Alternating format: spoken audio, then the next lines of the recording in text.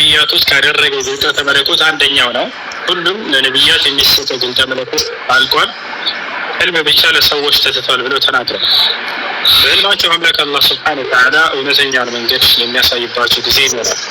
ያ ማለት ግን ህልም ብቻውን ማስረጃ ይሆናል ማለት ሳይሆን ያ ህልም ከቁርአንና ከሐዲስ ጋር ወይም ከእውነተኛ የነቢያት መንገድ ጋር ተስማሚ ሆኖ ከተገኘ ነው እና ይህ ነገር ያሳይሻል እና ለአላህ ምስጋና ይገባው። ያንን የእውነተኛውን መንገድ እስከዛሬ ስትከታተል የነበረውን አላህ ሱብሓነሁ ወተዓላ እንድትመርጪ ስላደረገሽ ለእርሱ ምስጋና ይገባው። ከኔ ጋር አሁን አብረሽ ሻሃዳ ቃል ትያለሽ። አሽሀዱ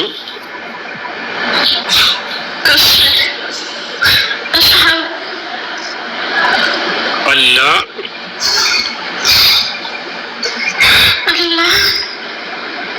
ኢላሃ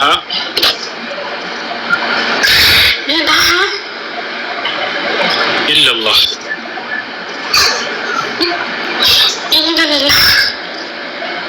ወአሽሀዱ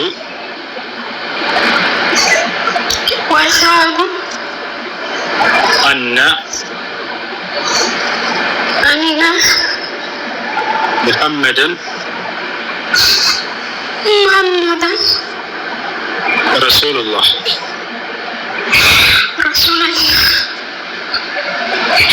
ለአላህ ምስጋና ይገባው። ከዚህ በኋላ ሙስሊም ይሆናል። ሙስሊም ሲሆን አንድ ሰው ወደ ነቢያት ህብረት ተቀላቀለ ማለት ነው። እነዚያ ሁሉ ታላላቅ ነቢያቶች የነበሩበትን መንገድ ያን ህብረት ተቀላቀላችሁ ማለት ነው። ለአላህ ምስጋና ይገባው። በዚህ በመንገድ ላይ ብቻችሁን አይደላችሁም።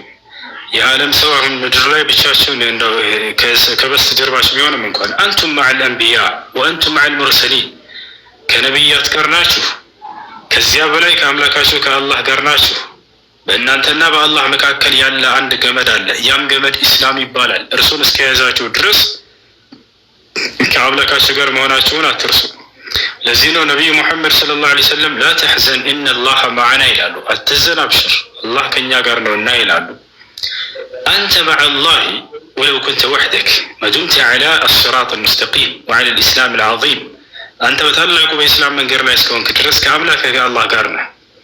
እንደ አጠቃላይ አሁን ያልሽው ቃል የሻሃዳ ቃል ወይንም የምስክር ቃል ይባላል። ማንኛውም ሰው ወደ ኢስላም ሲገባ ጊዜ የሚሰጠው የምስክር ቃል ነው። ትርጉሙ እነሆ ከአንዱ አምላክ ከአላህ በስተቀር በእውነት የሚመለክ ሌላ አምላክ የለም ብዬ መሰክራለሁኝ፣ ሙሐመድም የአላህ መልእክተኛና ነቢይ ናቸው ብዬ መሰክራለሁ ማለት ነው።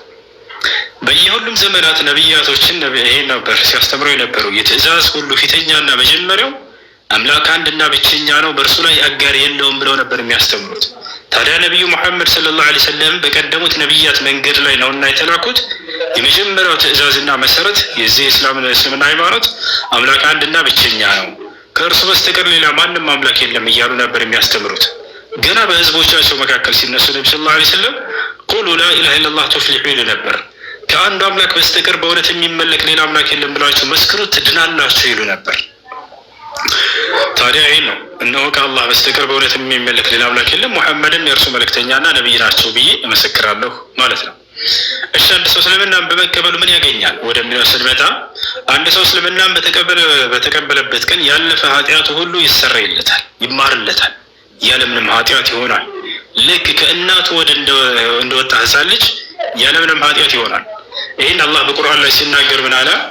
ቁል ለዚነ ከፈሩ ኢየንተሁ ይግፈር ለሁም ማ ቀድ ሰለፍ ወኢን የዑዱ ፈቀድ መደት ሱነቱል አወሊን ይላል። ሙሐመድ ሆይ እነዚያ ለካዱት ሰዎች እንዲህ በላቸው፣ ካላችሁበት ክህደት ብትቆጠቡና ወደ ኢስላም ብትመጡ ያለፈ ኃጢአታችሁ ሁሉ ይማርላችኋል በላቸው ይላል ነቢያችን ሰለላሁ ዐለይሂ ወሰለም። ታዲያ ሐዲስ ላይ ሲናገሩ ምን አሉ? አልኢስላም ይጅቡ ማ ቀብለሁ አሉ። እስልምና ከእርሱ በፊት ያለን ኃጢአት ያስተሰርያል አሉ። ያ ማለት ሰውየው ሲሰልም ጊዜ ያለፈ ኃጢአት ሁሉ ይማርለታል ማለት ነው። ሁለተኛው ነገር እስልምና ከሞት በኋላ መነሳት፣ ትንሣኤ ወይንም መቀስቀስ እንዳለ ያስተምራል። ገብታችሁ ከተቀሰቀሳችሁ በኋላም ገነትን እንደምትወርሱ ያስተምራል። የዘላለማዊ ህይወትንም እንደምትወርሱ ያስተምራል። ማስረጃ ቃለ ሱብሓነሁ ወተዓላ ኢነ ለዚነ አመኑ ወዐሚሉ ሷሊሓት ለሁም ጀናቱ ነዒም ኻሊዲነ ፊሃ ወዐደላሂ ሐቃ ወሁወል ዐዚዙል ሐኪም ይላል። እነዚያ በእኔ አምነው መልካምን የሰሩት ሰዎች ለእነርሱ የገነት ጸጋ አለችላቸው፣ እነርሱም በእርሷ ውስጥ ለዘላለም ዘውታሪዎች ናቸው። ይህ የእኔ አላህ ቃልም እውነት ነው፣ እኔ አሸናፊና ጥበበኛ ሆንኩ አምላካችሁ ነኝ እያለ ይናገራል። ይህ ነው ነቢያቸው ሰለላሁ ዐለይሂ ወሰለም ሲናገሩ ምን አሉ? ቃለ ነቢዩ ሰለላሁ ዐለይሂ ወሰለም የብነ አልኸጣብ ኢዝሀብ ወናዲ ፊ ናስ አነሁ ላ የድኹሉ ልጀነተ ኢላ ነፍስ ሙስሊማ። ነቢዩ ሰለላሁ ዐለይሂ ወሰለም ከሰሓቦቻቸው መካከል አንዱን ታላቁን ሰሓባቸውን ጠሩት። ምን አሉት? አንተ የኸጣብ ልጅ ዑመር ሆይ ሂድና በሰዎች መካከል ይህን አዋጅ ንገር፣ እነሆ ገነትን ሙስሊም ነፍስ እንጂ ሌላ ማንም አይገባባትም በልም አሉት። ያን አላህ በቁርአን ላይ ወበሽር ለዚነ አመኑ ወዐሚሉ ሷሊሓት አነ ለሁም ጀናት ይላል። ሙሐመድ ሆይ ለእነዚህ ያላመኑትና መልካምን ለሰሩ ሰዎች ለእነርሱ ገነት እንዳለችላቸው ከወዲሁ አብስራቸው እያለ ይናገራል ማለት ነው። ይህ ነው። እሺ አንድ ሰው እስልምናን ከተቀበለ በኋላ ምን ማድረግ አለበት ወደሚለው ስንመጣ ሻወር ይወስዳል። ሻወር የሚወስደው ለምንድን ነው? ለሶላት ራሱን ዝግጁ ያደርግ ዘንድ ነው። ከዚያም ንጹህ ልብስ በመልበስ ሶላት መስገድን ይጀምራል ማለት ነው። የመጀመሪያው ትእዛዛት ምንድን ነው? አንድና ብቸኛ የሆነውን አምላክ አላህን ማመን ነው። እርሱን ካመናችሁ በኋላ ለእርሱ ብቻ አምልኮን መፈጸም ነው። በቃ የተፈጠራችሁትም ለዚህ ዓላማ ነው። ወማ ኸለቅቱል ጂነ ወልኢንሰ ኢላ ሊያዕቡዱን አለ አላህ። ሰዎች እኔን እንዲገዙኝ እንጂ ለሌላ ዓላማ አልፈጠርኳቸውም ማለት። ለምን እንደተፈጠርክ ያውቃል። ቁርአን ይነግራል። እርሱን አንዱን አምላክ እንድታመልኩ ነው ብሎ ይናገራል። እሺ ስለ ሶላት አሰጋገድ በመማር ከጓደኞችሽ ሶላት መስገድን ትጀምሪያለሽ። ከዚያም እስላማዊ ትምህርቶችን እየተከታተልሽ አላህ ያዘዘሽን በመፈጸም የከለከለሽን በቻልሽው አቅም በመራቅ በኢስላም ላይ እስከ ሕይወትሽ ፍጻሜ ድረስ ትኖሪያለሽ። አላህ በቁርአን ላይ ወዕቡድ ረበከ ሐታ የእትየከል የቂን ይላል። ሞት እስኪመጣበት ድረስ እኔን ጌታህን አላህን ተገዛ እንዳለው ማለት ነው። ያ ስምን በተመለከተ ቅድስት የሚለውን እንቀይረው። ቅድስት ይቀየራል። እሱ ሌላ ደስ የሚል ስም ጻፉ እስኪ ኮሜንት ላይ። አንቺ የምትወጂው ስም ካለ በራስሽ መቀየር ትችላለሽ፣ ካልሆነ እኛ እናውጣልሽ። ቅድስት ወደሚለው ስም እንምጣ እስኪ። ለምን መቀየር አስፈለገ? ግዴታ ስም መቀየር አለበት? በዚህ ላይ እስኪ እናወራ። አዎ ነቢያችን ሰለላሁ ዐለይሂ ወሰለም በጊዜያቸው ሰዎች መጥተው እስልምና ሲቀበሉ ስማቸውን ይጠይቋቸው ነበር። መቀየር ካለበት ይቀይሩላቸዋል፣ መቀየር ከሌለበት በዚያው ላይ ያጸኑላቸዋል። ለምሳሌ የዑመር ስም መቀየር አለበት? ላይ አይቀየርም። ኻሊድ ይቀየራል? አይቀየርም። አቡበክር ይቀየራል? አይቀየርም። አያችሁ፣ መቀየር የሚያስፈልገው አይደለም። መቀየር የሚያስፈልገው ካለ ግን ይቀይሩታል። ለምሳሌ አንድ ታላቅ ሰሃባ መጣና እስልምና ተቀበለ። ስምህ ማን ነው አሉት። አብዱል ዑዛ ናቸው። የዑዛ ባሪያ ነኝ አላቸው። ዑዛ ማለት የመካ ሰዎች ሲያመልኩት የነበረ ጣዖት ነው። የዛ የጣዖቱ ባሪያ እንደ ማለት ነው። ይሄ መቀየር አለበት። አያችሁ፣ ማንኛውም ከአላህ ውጭ ለሌላ ለፍጥረታት አካል ባርነትን ያስገዛ የሆነ የስም አይነት ከሆነ ይቀየራል። አንደኛ ያ ነው። ሁለተኛ የፈጣሪ መገለጫ የሆነ ነገር የያዘ ከሆነ ያ ነገር ደግሞ ይቀየራል። ተሻል ታዲያ ቅድስት የሚለው ከየትኛው ነው የሚለው እንመጣበታለን። አብዱል ዑዛ የሚባለው ሰሃባ ታዲያ አንተ ለስተ ቢዐብዱል ዑዛ ኢነማ አንተ አብዱላህ አሉት። አንተ የዑዛ ባሪያ ሳትሆን የአላህ ባሪያ ነህና ከዚህ በኋላ አብደላህ ነው ስምህ ብለው ስሙን ቀየሩለት። የአላህ አገልጋይ ወይም የአላህ ባሪያ ማለት ነው። እሺ ቅድስት ከምንድን ነው መሰረቱ? አልቁዱስ ከሚለው ነው። ቅድስት የሚለው القدوس. القدوس اسم من أسماء الله سبحانه وتعالى. قال سبحانه وتعالى في آخر سورة الحشر هو الله الذي لا إله إلا هو الملك القدوس. الله كسمه شبكة كلام دنيا القدوس يميلونه. الله بسورة الحشر مجرش أو قد سلاي أني يا أملاكاتو الله ني كان بهارا كاني بستقر للمان مملاكي هنا كان بهارا الملك القدوس. قدوس مالت كقدلت كله ينسى يتقرى مالتنا. يا سلام ከጉድለት ሁሉ የነጻ የጠራ የሆነ ማለት ነው። ታዲያ ይህ መገለጫ የማነው? የአምላካችን የአላህ ሱብሓነሁ ወተዓላ።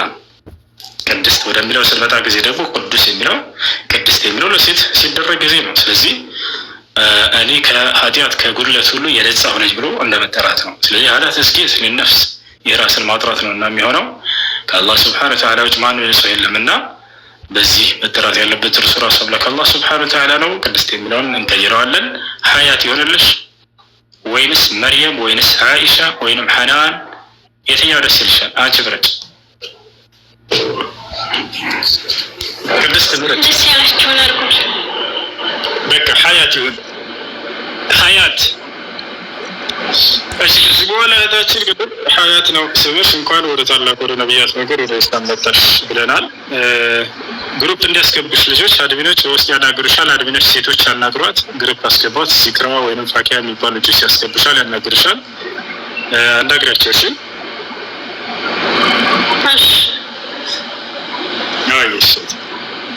እሺ ያላችሁ ቀጥሉ።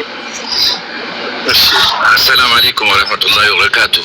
የኔ ተራ ነው። ወአለይኩም ሰላም ወራህመቱላሂ ወበረካቱ። እሺ ኡስዬ እንዴት ነህ? ደህና ነው ወይ? ለአላህ ብዬ ነው የምወደው በመጀመሪያ ደረጃ። ማሻአላህ ደስ ይላል። እኔ ጥያቄ የሚያጠነጥነው ተአምራት በነቢያቶች ተአምራት በሰሩት ላይ ነው። ኢንሻአላህ ብዙውን ጊዜ ተአምር ተሰራ ሲባል የነቢያቶች ሰምተን ነው ያመንነው አይደለም። እንግዲህ እኛ በነቢያቶች በሙሉ እናምናለን፣ በተአምራቶቹ በሙሉ እናምናለን። ነገር ግን ረሱል ሰለላሁ ዐለይሂ ወሰለም ብዙ ተአምራቶች አሳይተዋል። ከሺህ በላይ ተአምራቶች አሳይተዋል። ለናሙና እንኳን አንዳንዶቹን በምንጠቅስ ጊዜ አምኑ። በእርግጥ እነዚህ ሰዎች የማያምኑት፣ የማይቀበሉት፣ የሚጠራጠሩት በነቢይነታቸው በመጀመሪያ ደረጃ አላመኑምና ነው። እኔ ግን ዋናው እንድታስረዳንና ፈትፈታ እንድታቀርብልኝ የምፈልገው ነገር ምንድነው መሰለህ? ረሱል ሰለላሁ ዐለይሂ ወሰለም ከሁሉም ተአምራቶቻቸው ሲጠየቁ ቁርአንን ነበር የሚጠቅሱት።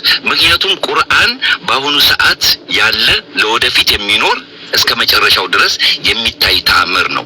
ስለዚህ ቁርአን ላይ ያሉትን ተአምራቶች አንዳንዶቹን ብትጠቅስልን በጣም ደስ ይለኛል። ምክንያቱም ከዚህ በፊት ያየናቸው ሰምተን ነው ያመንነው፣ አይተን አይደለም ያመንነው።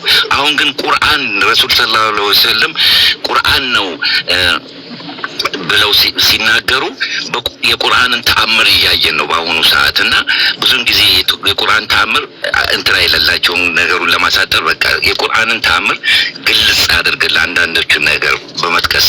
ሌላ ጥያቄ አለኝ ኢንሻአላህ ተራ ካገኘሁኝ እጠይቃለሁ። ጨርሻለሁ።